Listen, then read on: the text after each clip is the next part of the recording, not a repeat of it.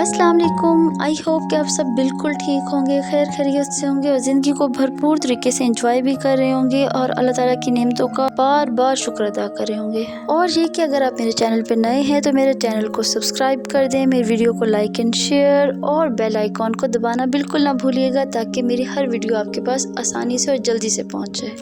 तो जनाब आज का दिन है ग्रोसरी करने का, क्योंकि मंथ स्टार्ट हो चुका है। तो ग्रोसरी की लिस्ट तो मैं ऑलरेडी बना चुकी होती हूँ, लेकिन उसमें से मोस्ट इम्पॉर्टेंट जो होते हैं वो सिलेक्ट करके जाने से पहले मैं अलग पेज पे लिख लेती हूँ। अगर आप ग्रोसरी की लिस्ट पहले से ही बना के रखेंगे तो आप जाने से पहले मेंटली प्रिपेयर्ड भी होंगे, वैसे भी टाइम आपका वेस्ट नहीं होगा, किसी किस्म की परेशानी नहीं होगी, मतलब कि कोई चीज़ भूल तो नहीं गई। अगर आप क्योंकि साथ साथ लिखी होगी तो परेशानी होगी नहीं, आपके पास ऑलरेडी लिस्ट बनी हुई है। अच्छा, मैं आपको यहाँ पे एक और टिप देना चाहूँगी कि आप वीकली भी शेड्यूल बना लें कि आपको किस दिन क्या बनाना है। इससे आपका टाइम वेस्ट नहीं होगा, आपको जंग नहीं लड़नी पड़ेगी कि आज क्या बनेगा आज क्या बनेगा। तो आपको पहले से लिस्ट बनी हुई होगी, उसके मुताबिक खाना बनेगा। उसके अलावा ये बजट भी आपको कंट्रोल करेगा। और तो और बजट के साथ साथ आपकी डाइट भी प्लान होगी, मतलब कि आप दालें भी कंज्यूम कर रहे होंगे, सब्जियाँ भी, चिकन, मीट हर किस्म का, और तो और राइस भी आ गया अंदर, मतलब हर किस्म की आपकी डाइट कंट्रोल में रहेगी बजट के साथ साथ। तो जनाब जल्दी से हम रेडी हुए, अंकल आंटी को साथ लिए और ग्रोसरी करने के लिए चल पड़े और एम्पोरियम पहुंच गए। और एज यूजुअल हम फीमेल्स पहले अपने ड्रेसेस लेने के लिए किसी न किसी शॉप में चली गईं और फिर ये सिलसिला जारी रहा। हम एक शॉप से दूसरी शॉप पे जा रहे थे और हस्बैंड साहब को साथ साथ खूब तंग कर रहे थे। उधर आंटी और आतिफ साहब ड्रेस सेलेक्ट कर रहे थे और अहमद और मैंने सोचा कि हम क्यों ना अपनी जल्दी से सेल्फी वगैरह ले लें। आराम अपने दादा जान के साथ था। कपड़ों की शॉपिंग करने के बाद फिर हम कारफोर चले गए, वहाँ से अपना ग्रोसरी का सामान उठाया जो हमने लिस्ट बनाई हुई थी। नेक्स्ट व्लॉग में मैं आपको बताऊंगी कि मैं घर पे ही सर्फ अपना कैसे तैयार करती हूँ, तो इसके लिए मेरे चैनल को सब्सक्राइब ज़रूर कर दें ताकि मेरी अगली वीडियो भी आपके पास आसानी से पहुँच जाए।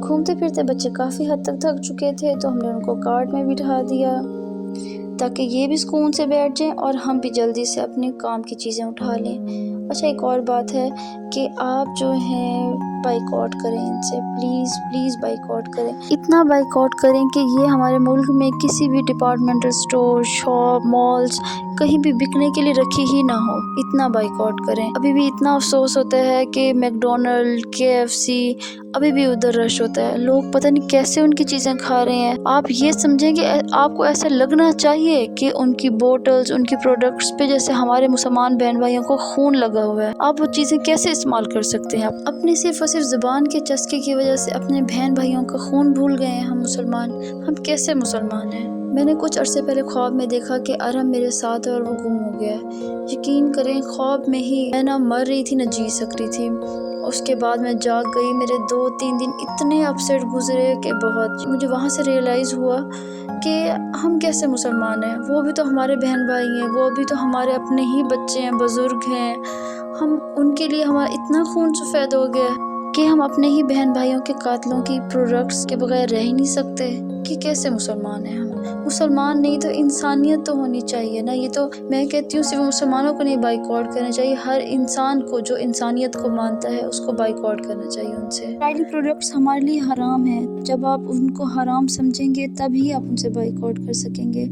मुझे तो ऐसा लगता है जैसे उसमें हमारे ही मुसलमान बहन भाइयों या छोटे बच्चों का खून डाला हुआ है, और काफिरों से कोई बईद भी नहीं है इस बारे में कि वो हमें कुछ भी खिला सकते हैं हराम के तौर पर। तो बस अपनी बहन की एक रिक्वेस्ट समझें, इल्तिजा समझें, कुछ भी समझें, प्लीज़ बाइकआउट करें, उनकी प्रोडक्ट्स को छोड़ दें। तो फिर बस हमने अपनी ग्रोसरी मुकम्मल की। उसके बाद नीचे आए तो एक और शॉप पे आंटी को सूट पसंद आ गया, तो वहाँ पे गए, आंटी ने अपना सूट खरीदा और उसके बाद एम्पोरियम से बाहर आकर अपने घर की तरफ चल पड़े। मैं पिछले व्लॉग में जैसे आपको बताया था कि मैंने इमली की चटनी बना रखी थी ताकि मैं आज दही भल्ले बनाऊं। मुझे दही भल्ले पर्सनली बहुत पसंद है, वो भी अपने घर के ही बने हुए। तो बस फिर हमने बस हल्का फुल्का हमने फूड कोर्ट में खाया और घर आ गए। घर पहुंचने के बाद मैंने दही भल्लों का सामान वैसे ही तैयार कर रखा हुआ था काफ़ी हद तक, तो बस मैंने उसमें जल्दी से चीज़ें शामिल की क्योंकि अंकल को शुगर है, डायबिटिक पेशेंट है, तो उनको भूख भी बहुत जल्दी लग जाती है। तो बस जल्दी से फटाफट से मैंने घर आके ठंडे ठंडे दही भल्ले तैयार किए और वो सर्व किया। हमने बहुत इंजॉय किया। इमली आलू बुखारे की चटनी मेरे चैनल पे मौजूद है, एक अलग से छोटी सी वीडियो, तो ज़रूर जाके ट्राई करें, आपको बहुत मज़ा आएगा। घर पे ही बाहर से भी ज़्यादा मज़ेदार किस्म के दही बल्ले आप तैयार करें और सबको सर्व करें और सबके दिल जीत लें। और साथ ही साथ मैं आपको याद दिलाती चलूँ कि मेरे चैनल को सब्सक्राइब कर दें ताकि मेरी हर वीडियो आप तक आसानी से पहुंच जाए।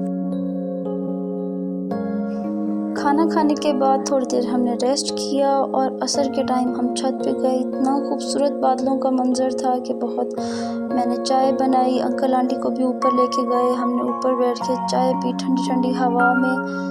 इतना खूबसूरत मौसम, मुझे तो लग रहा था कि जैसे सर्दियां शुरू होने वाली हैं। यकीन करें, वाकई ऐसा आजकल लग रहा है कि जैसे सर्दियों के आसार नहीं होते, साए भी वैसे होने लग गए हैं और बादल तो वैसे ही रहता, शायद बादल है तो उस तरह मौसम ठंडा होता है तो इसलिए लग रहा है। मुझे सर्दियाँ बहुत पसंद है। वैसे तो हर मौसम ही अल्लाह ताला का बनाया हुआ है, हर मौसम की अपनी खासियत है, लेकिन सर्दियाँ मुझे पर्सनली बहुत पसंद है। सर्दियों में बंदा बाहर भी जा सकता है, घर में अंदर भी बैठ सकता है। गर्मियों में बंदा अंदर का होता है ना बाहर का, समझ नहीं आती क्या करे।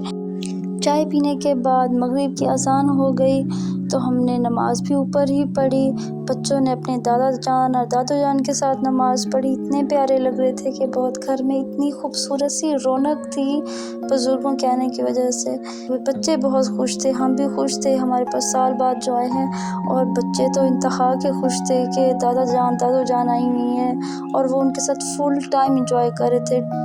अब आप ये चीज़ वीडियो में ही मुलाहिज़ा कर सकते हैं कि बच्चों को किसी ने नहीं कहा कि नमाज़ पढ़ो उठ के, ये कुछ भी सख्ती नहीं की। जब हम नमाज़ पढ़ेंगे तो बच्चे ऑटोमेटिकली पढ़ेंगे, खुद ही पढ़ेंगे। बच्चों की यही उम्र है, यही टाइम है जब हम उनकी बेस अच्छी बना सकते हैं। अगर हम अभी इस पे टाइम नहीं लगाएंगे, अपनी जो मदर्स हैं घर की, वो अभी टाइम नहीं लगाएंगी बच्चे को, तो वो फिर बाद में नहीं कर सकती। बाद में बच्चे की आदत जो डालेंगे वही पक्की हो जाएगी। तो कोशिश करें शुरू में बच्चों को बहुत ज़्यादा टाइम दें, जितना ज़्यादा दे सकते हैं। वैसे तो हमेशा दें, लेकिन ये टाइम ऐसा है कि बच्चों को टाइम चाहिए, बच्चों को आपका ही टाइम चाहिए, माँ का टाइम चाहिए। मगरिब की नमाज के बाद मैं बच्चों को नीचे लेके आई, नहलाया धुलाया, खाना खिलाया और उनको सुला दिया। रात में मैंने बनाई कढ़ाई गोश्त बनाने के बाद सर्व किया। अंकल आंटी को भी खाना भी खाया। उसके बाद आतिफ साहब, मैं और आंटी बाहर वॉक पे चले गए। अंकल बच्चों के पास ही सो रहे थे। हमने काफ़ी लंबी वॉक की और वॉक करते करते हम एक मार्केट पहुंच गए। अच्छा हुआ कि आज वॉक पे चले गए, हमें एक मार्केट का रास्ता पता चल गया जो घर के बिल्कुल ही करीब है। लेकिन वहां जाके ये हुआ कि मार्केट सारी क्लोज़ हो चुकी थी, क्योंकि 10:15 हो चुकी थी और 10 बजे तक मार्केट क्लोज़ हो गई होती है। बस कोई एक दो ही शॉप्स खुली थी, तो वहाँ से हमें सूट पसंद आया। आंटी और मैंने एक एक सूट पसंद किया। आतिफ साहब ने अपनी बेगम साहिबा को भी खुश किया और अपनी अम्मी जान को भी, हम दोनों को एक एक सूट दिला के दिया। तो बस फिर हमारी तो सारी थकावट ख़त्म हो गई वॉक की। बस घर आए और सूट को देखा, बहुत ही पसंद आया। लोकल था लेकिन बहुत प्यारा कपड़ा था, और तो और प्राइस बहुत रीज़नेबल थी, बहुत ज़्यादा रीज़नेबल।